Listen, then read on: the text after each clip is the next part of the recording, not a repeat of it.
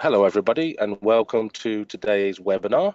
We're delighted that you can join us live if you've joined in to hear all about the topic of the road to a localization centre of excellence. We're absolutely delighted that you can join us. We have two excellent speakers today who are going to cover this topic. You'll be hearing from, in a few moments, Patricia Borges from FM Global, who'll be covering a lot of the topics in today's webinar. And you'll also be hearing from Vistatec's Aoife Murphy. Just a little bit of housekeeping before we get going today. We will be recording today's webinar, so anybody who has registered for today's webinar or anybody who is joining us here live today, a recording of the webinar will be available to you typically within 1 to 2 days following the live webinar today. We'll also be hosting the usual question and answer session. So we will be holding a brief Q&A session towards the end of the webinar. And for those people that are not that familiar with the control panel in GoToWebinar software, typically the box on the right-hand side of your screen, about halfway down, you'll see a little questions box. Please do type in your questions there, and we will be saving those questions until the end of the webinar and putting them directly live to both Aoife Murphy and Patricia Borges, who will do their best to answer them for you here live today. If we run out of time today and we don't get to everybody's questions, don't worry, we will endeavour to follow up with people individually following today's webinar. So I think that covers everything. We've got a lot to get through. It's an exciting topic. We thank you once again for joining us, and I'm going to hand you over now to both Aoife and Patricia. So over to you. Hello, thank you very much, Simon. Hello, everyone. This is Aoife Murphy from Vistatec. Many thanks to all of you for joining the call here today, the webinar. Just before we get started and I introduce you to our guest speaker, I'll get the Vistatec advertisement out of the way, so to speak. So Vistatec has been providing global content solutions to organizations worldwide for over 20 years now. We've built a reputation around our business and technology solutions that accelerate global commercial success to our customers. We understand that global content enables engagement, and so we match the content and its desired impact with an effective localization methodology so that the intended experience and outcome is consistent and predictable regardless of language or locale. And so now I'd like to introduce you to our guest speaker, Patricia Borges. You're most welcome to our webinar here today. Thank you, Aoife, and thank you everybody who joined today. Hello. So I'm here to talk about the road to a localization center of excellence. That's great, and it's very, very topical, Patricia. I'm just back from Lock World in Warsaw, and for those of you not from the localization industry, that's one of the largest localization industry get-togethers, and there was a lot of conversations over breakfast, lunch, dinner and coffee about this exact topic, so I'm sure people are really looking forward to hearing from you on that. I guess before you get started, maybe you tell us a little bit about what it is we're going to talk about here today. All right, so the first topic is about who FM Global is, because the name can be deceiving. So I wanted to clarify exactly who we are, how we started out on this journey to become a globalization center of excellence, then really becoming the center of excellence, and what is still ahead of us. There's a lot of work to be done. And at the end, we're going to have, as Simon said, a few minutes for Q&A. Great, and I guess before we start on the topics here, maybe you'd give us just a little bit of background on your own career journey, so to speak. All right, so I've been in the translation and localization industry for, gosh, more than 20 years now. And I started out as a translator in Rio de Janeiro, Brazil. So I started on the LSP side of things, and then I moved to the US, still working for an LSP, and eventually I moved on to the client side. And 6 years ago, I was hired by FM Global to be the manager of the brand assurance team, which is another side of my department. And about 3 years ago, I got promoted to manage the whole department, translation and brand assurance. Okay, so quite a journey then, I guess, from Rio to the US, and yes, indeed, in all spectrums of localization in between. Fantastic. Very good. Well, back to what you were asking, suggesting there. So maybe you'd give us a little bit of background on an FM who. Yes. So usually when I go to conferences, people see my badge and they go, "Well, FM Global, are you a translation company?" No. Well, let me guess. Maybe you're a radio station. No, we're not. We are a commercial property insurance, and we're a mutual insurance company. We were founded back in 1835 by Zechariah Allen, who was a textile mill owner. And back in the day, having fires in their mills was something that was actually quite common. And so Zechariah Allen thought, well, maybe if I put some improvements in my mills to prevent that fire to happen, maybe I can go to my insurance company and say, hey, I spent all this money putting in those improvements. Can I have a discount on my premium? So he did that, and the answer was no. So he thought, well, maybe this is not right. Maybe I can get together with other mill owners who are like-minded, and we can become a mutual insurance company, and that's how the whole thing happened. And we operate under the principle that the majority of property loss is preventable. So the approach that we have to property insurance is a lot more proactive. So we don't want people to have the losses to begin with. And we work with them. The work we do is research and engineering based, and to prevent them from having that loss, or if they do have a loss, that the results are not going to be as catastrophic as they could be if they haven't done anything to prevent it. We are headquartered in Johnson, Rhode Island, with almost 50 offices worldwide. So that's where my department comes into play, is to provide that support to the rest of the people. There are clients that don't speak English. Oh, okay. So I guess it's been I think things have come quite a long way since since it being owned by a mill owner, in that I read the other day that it's now number 534 in Fortune magazine's list of America's largest companies. So that's no mean feat. Indeed, and people tend not to know who we are because we're a B2B company. We act behind the scenes. We work with global Fortune 500, Fortune 5000 companies to insure them. Okay, excellent. So then, Patricia, tell me a little bit about starting out on your journey back 6 years ago when you joined the company, and what things were like and how things were going. So back in the day, 6 years ago, as I had mentioned, I was hired to be the brand assurance manager. And about 3 years ago, then I took over the management of the whole department. So I started seeing what was going on in terms of translation. From a brand assurance perspective, let me just explain what that team does. They actually review the content that is being developed, that is being created in English by our engineers.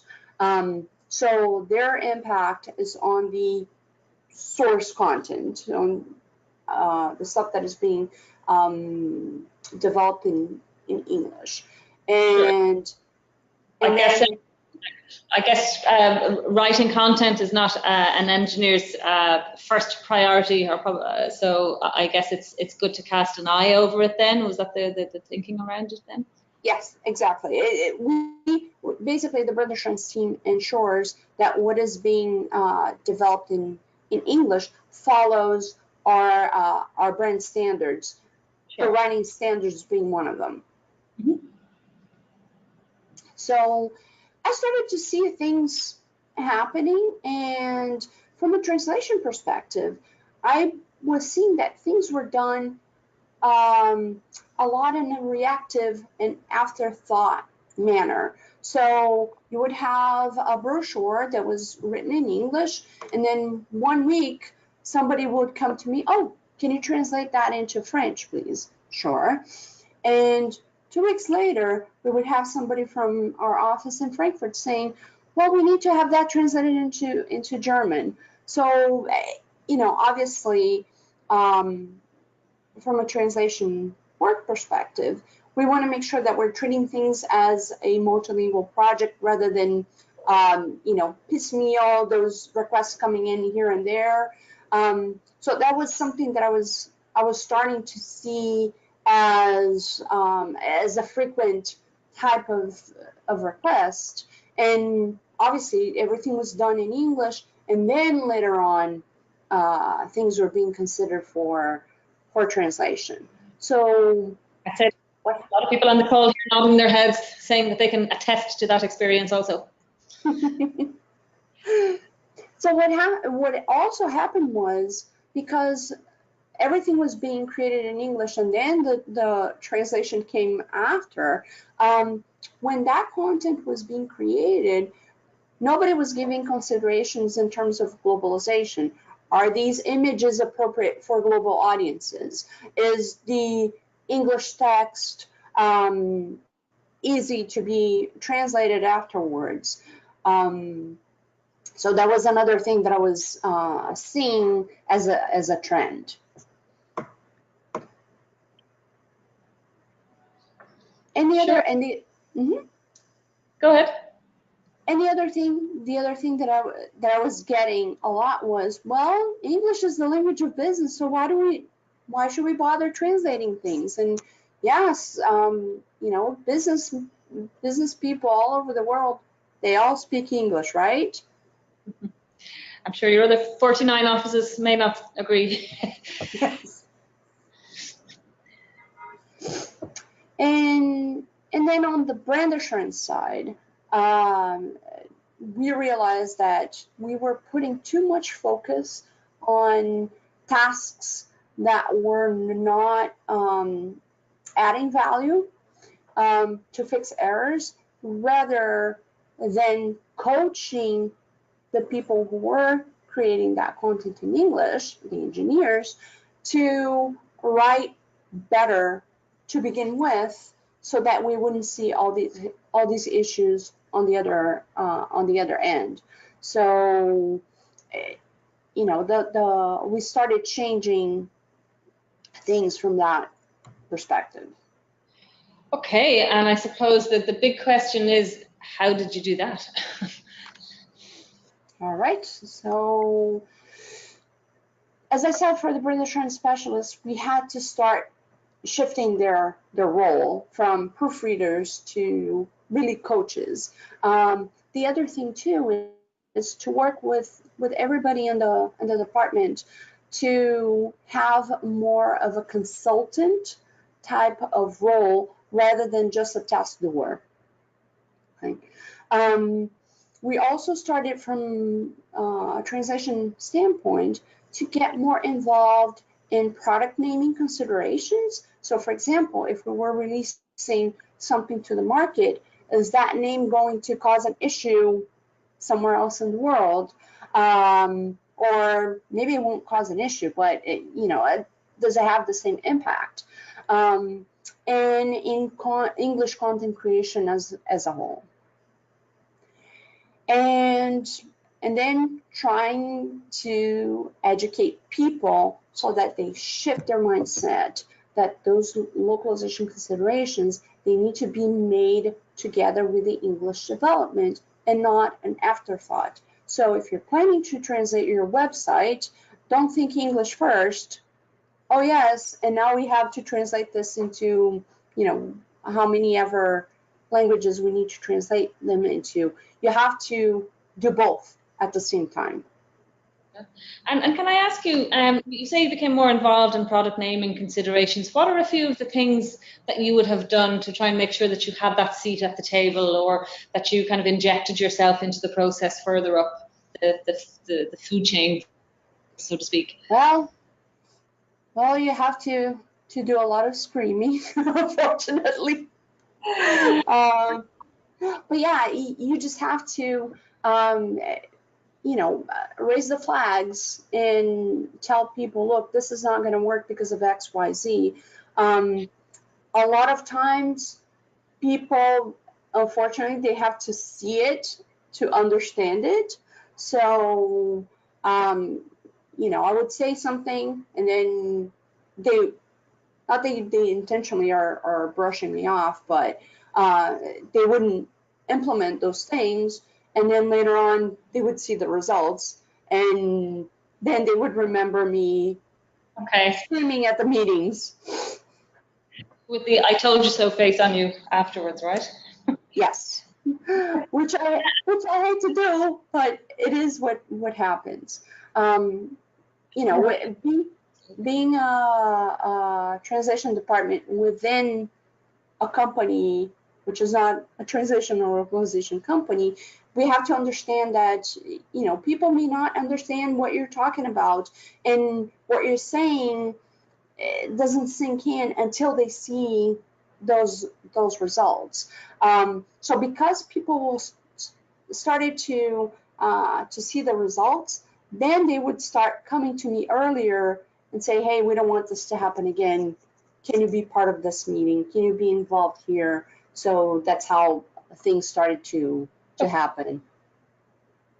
Okay, so sometimes the damage needed to be done before, I guess, you would have been heard to a certain degree in certain small cases. Yeah, unfortunately, yes. Okay, and then in terms of shifting the mindset, then I presume you're probably talking sometimes as well, when you're talking brand assurance, you're probably talking a little bit about the engineers, and how did you get them to think about, you know, with localization in mind, or to think with brand assurance in mind? Did you have some kind of mentoring program there, or how did all of that work? So we have, for the brand assurance side of the house, we have a multi-pronged approach to how we coach the engineers. So we do one-on-one sessions. We obviously provide feedback when we review their reports.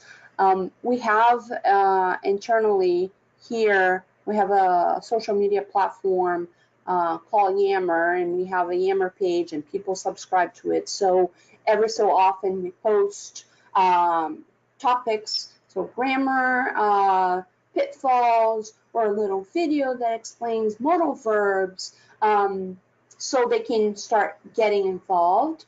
And we also have a quarterly newsletter that we send to all engineers around the world, with 3 brief topics that would impact the quality of their writing. Okay. I think you had mentioned to me before that you have a certification program also? Correct. So it's another way to work with the engineers and to get them invested in writing good reports, is by doing a certification. So we once a year look at the quality results for the previous year, and based on a certain threshold that we have established, we then certify engineers. And those certified engineers, they won't send things to the brand assurance team to review, so they can publish straight to the client. So it's a testament from us saying, yes, you produce good quality content, good enough that you can send this straight to our clients. From that certification process, we also audit the reports from those engineers that were certified once a year to ensure that, yes, they are delivering good quality reports to our clients, and they're being consistent in the way they do that. And the other thing that we do too is we take a list of those engineers that perhaps were not certified that year, but they're almost there. What they need is perhaps a little bit more coaching to push them to improve the way they write, and therefore maybe next year they can be certified. There really seems like there's a lot of motivation for the engineers to write the right way, so to speak. If they get certified, their content no longer goes to review, it's just spot checked from then on. So I'd say that's a very successful program on your side. Yes, and people in engineering really like it. Yeah, absolutely.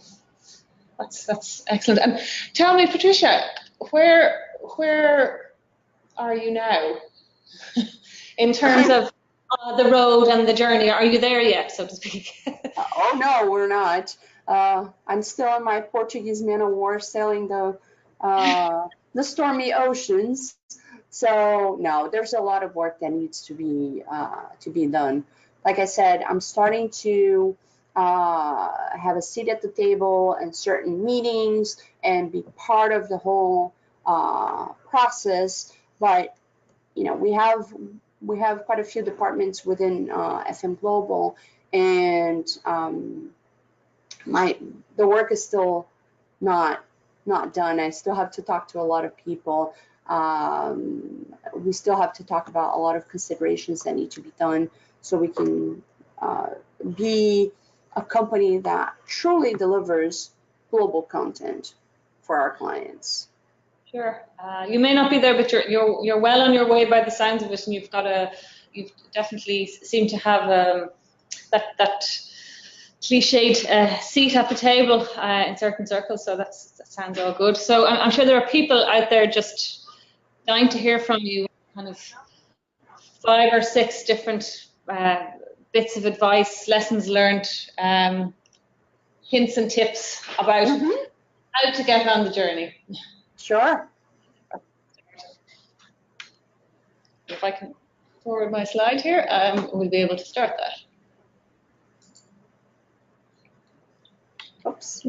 There we go. All right. So yeah, so we have a few lessons learned while we're still on that journey, and I'm pretty sure we're going to have a few more on our way. So one of the first things is to mentor your team to be consultants. As I mentioned before, you want to shift their mentality from just being task-based oriented to have that consultant role within the company. So people can come up to you and say, you know, hey, we're looking for this to be translated. Can it be translated? What do we need to do? Are these images appropriate for global audiences? You know, how do I write better reports, etc., etc. Sure. The other thing that is very important is to get support from your manager. You need to make sure that your manager is on board with what you're trying to accomplish, and you know, he buys into your vision. So there's a lot of education that you have to do. Again, especially when you start going more into the executive level, there are certain things that resonate with them, and others that don't make any sense, and they will fall on deaf ears.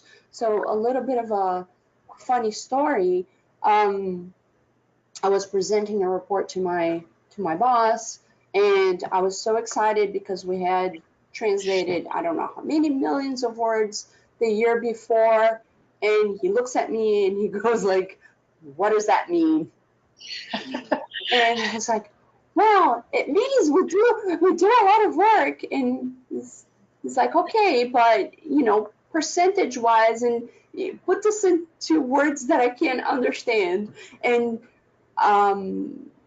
you know, for me, it was like, well, this is a no-brainer. We always talk about words, and you know, people understand what I'm trying to say, but no, it didn't resonate with him because he's not, his background is not in the translation industry. So, you know, 10,000 words versus 10 million words doesn't mean a thing to him.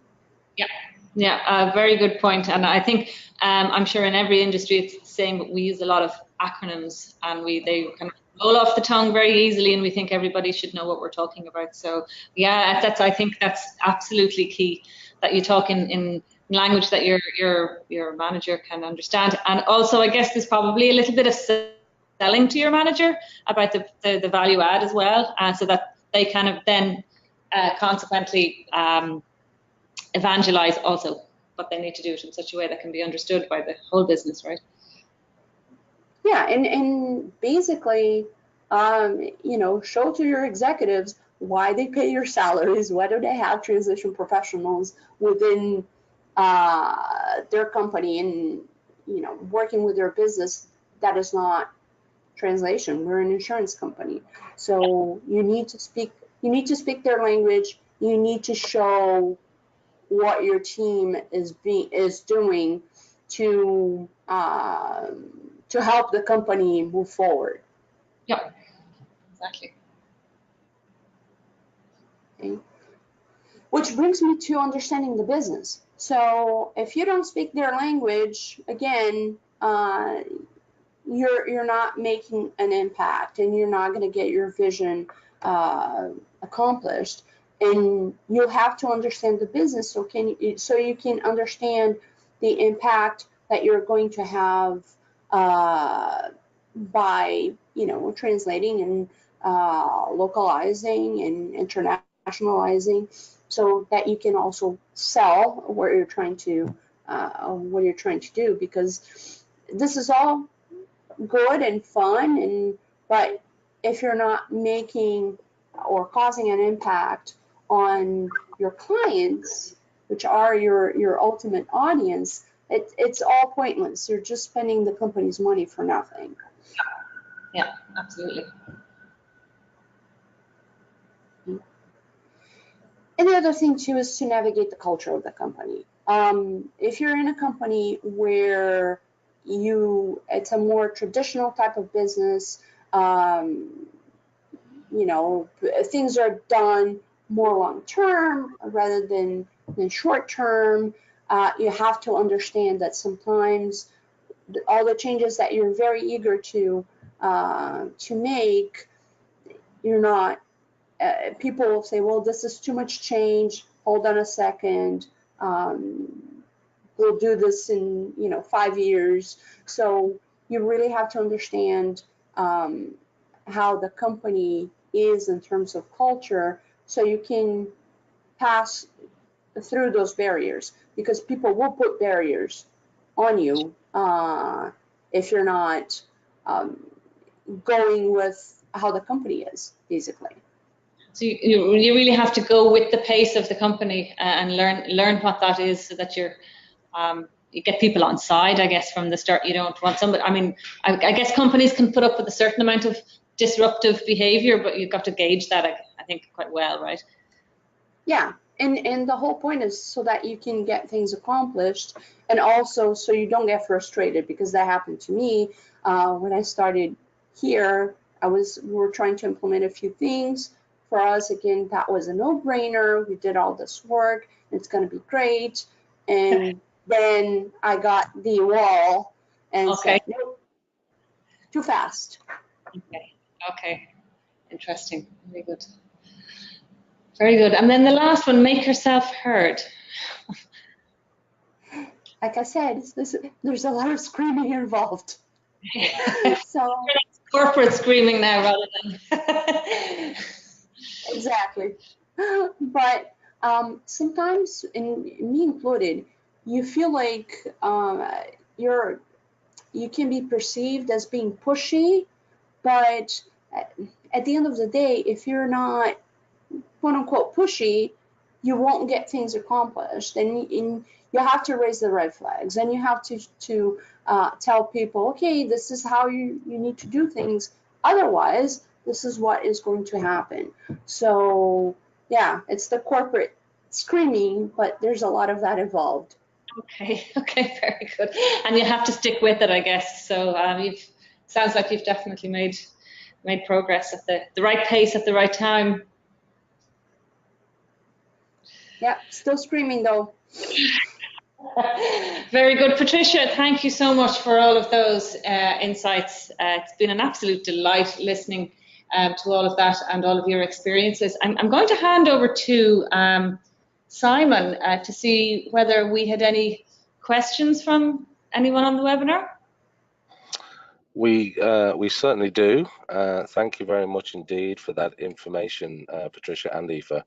I'm going to start with a couple of questions that we have. They're kind of related from Lisa. So thank you, Lisa, for asking the question. And it really is about KPIs, key performance indicators. And Lisa wants to know, Patricia, do you have key performance indicators in place to measure that success? And the initial question that Lisa asked was around the data and the metrics that you track to show progress or lack of progress.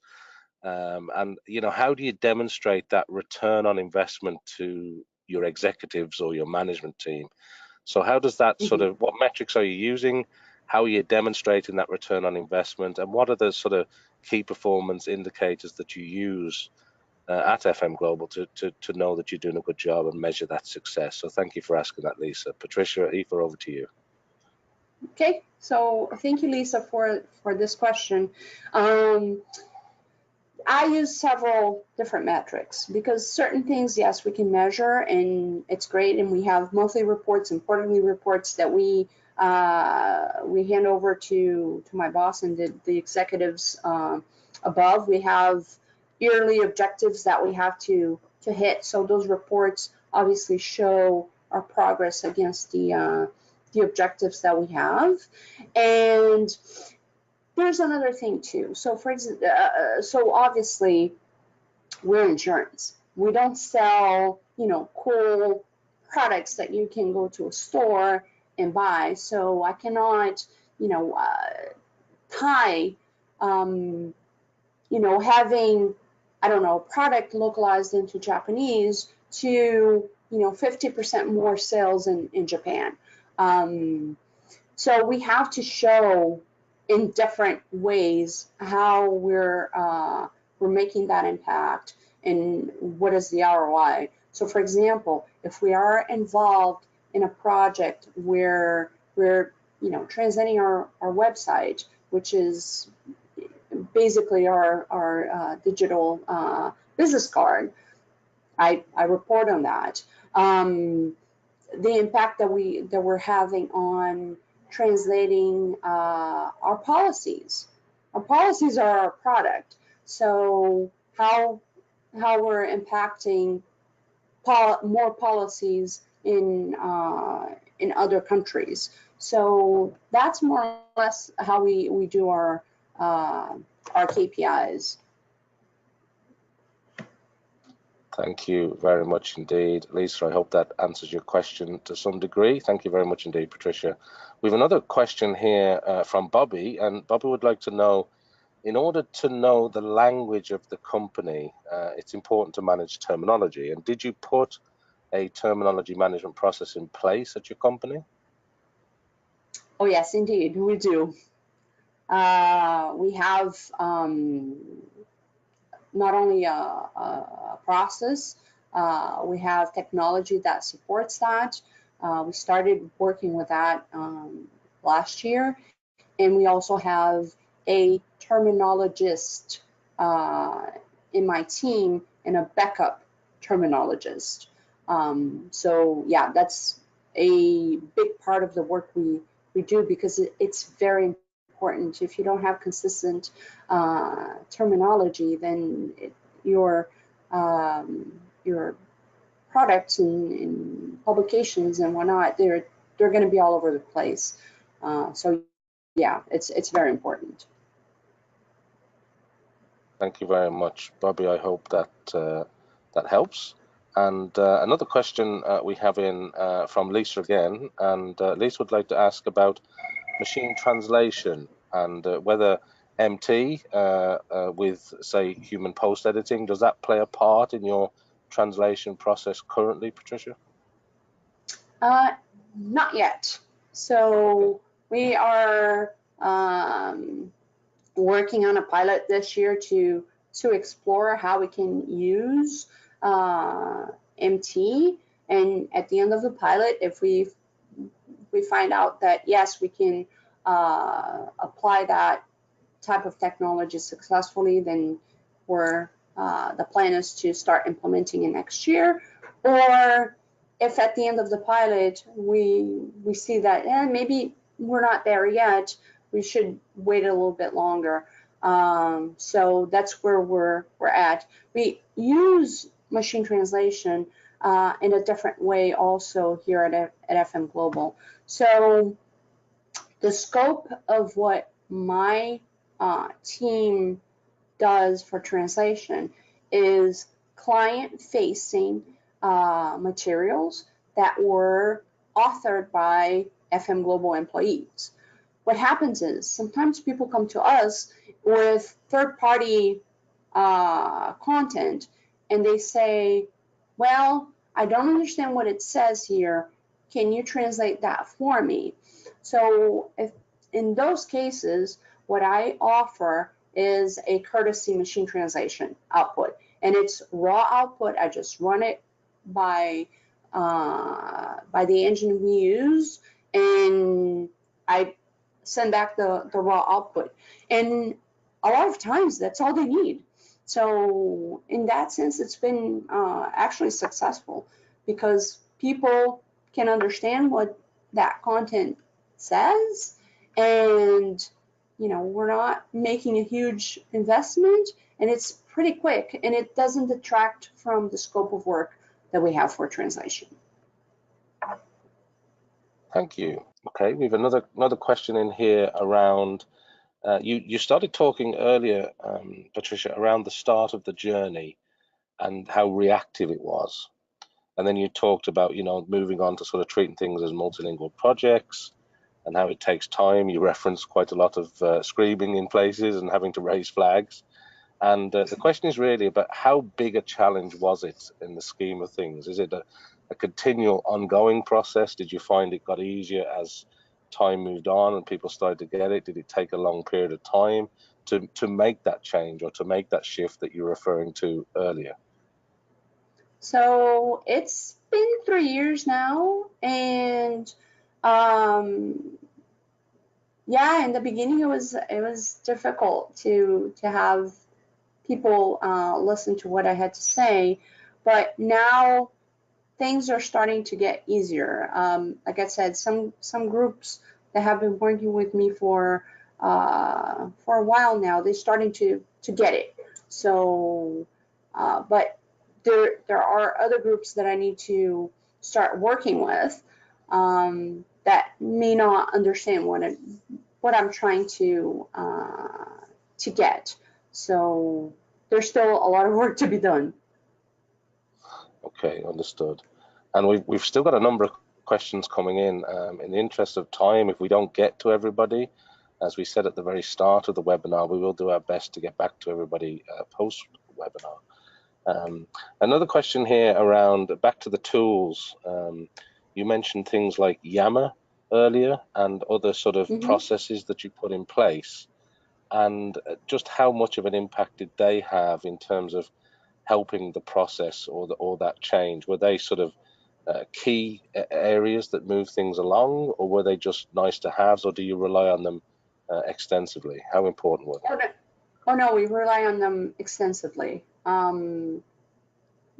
I think that nowadays, if you're working for a big corporation and you're really starting to increase your footprint inside the company, you're translating more and more content, you need to have the help of technology. Otherwise, it's just not going to get done.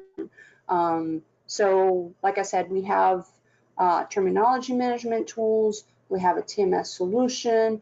And, if all goes well, perhaps we're going to have the help of machine translation starting next year as well. We also work with other groups to do integrations with, let's say, web repositories, content management systems, so that we have that automated workflow and we do more continuous translation. Okay, thank you. Another quick question here: what keeps you awake at night? As in, the pain points. What are the things that you're still working on? I have to say that I actually sleep very heavily at night. So,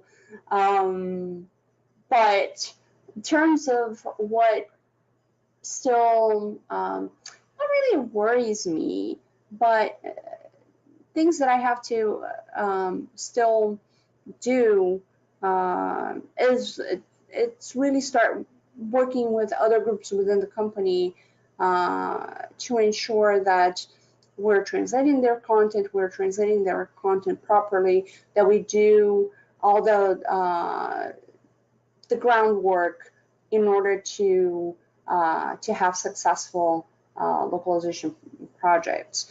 And so I think that that's what is on my mind most often. Thank you very much indeed. One last question just refers back to what you talked about earlier in terms, you were talking about moving from proofreaders to coaches. And was that a material sort of changing the mindset of people to go from that proofreader to coach? What impact did that have in the grand scheme of things? So yeah, it is a mindset shift because you go from reviewing, marking down errors, and pointing them back to the engineers to, okay, so these are the mistakes you've made.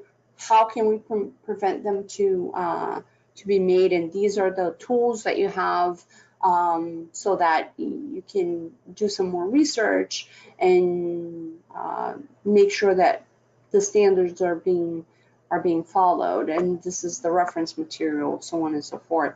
So it is a more supportive role than just redlining things and there you go, these are your mistakes, try not to make them next time. So that's really a mindset shift.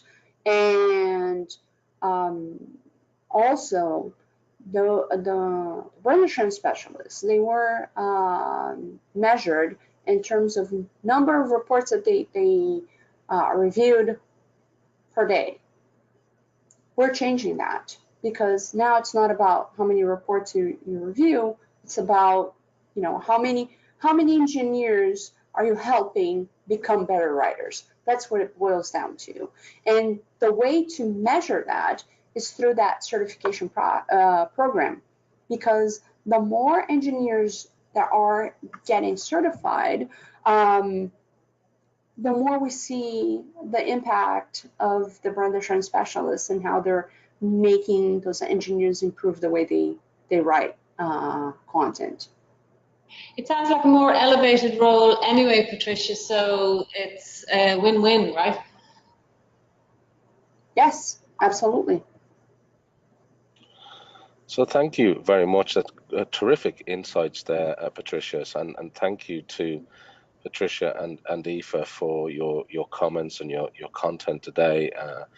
I think we've covered quite an awful lot of ground there, so thank you. And thank you to everybody who has asked a question live here today on the webinar. If we didn't get to everybody, as I say, we will endeavour to get back to you post the live webinar. So we'll bring the Q&A session to an end at this stage.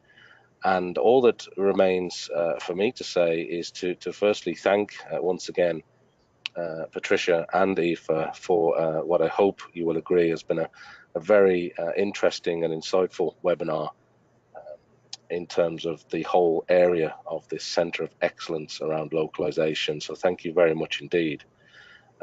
Aoife and Patricia, I'll hand back to you now, just to say a few words before we finish up today. Patricia, any final words? So I just wanted to say again, thank you to everybody at Vistatec for having me. Thank you to the folks who joined the webinar today, and thank you for your questions. It sounds scary to embark on that journey. It is not that scary. It's actually fun. I enjoy my role and I enjoy what I do. You know, it's very nice to go to those industry events like Lock World and others and see that you're not alone. Sometimes you may feel like, oh, this is all just happening to me. It's not. Other companies are going through the same challenges. So, you know, it's nice to have the support also from people that are in similar roles out there. So thank you. And another thing that I wanted to say is I have an absolutely fantastic team, and this could not be done without their commitment, without their hard work. And the other thing too is the partners that we have, right? So having good external partners makes a whole lot of difference, because you can only have so many people in-house. You do need to work with external companies to help you along that journey. So that's really important. Great. Well, thank you very much, Patricia, for those final words. It's been an absolute delight having you on our webinar today. Hopefully you can come back and fill us in on the latest on your journey at some later point. And just remains for me to thank you, Simon, and everyone on this webinar, and have a great rest of your day. Thank you very much. Thank you. Bye. Thank you, everybody, for tuning in. This webinar is now over. Thank you.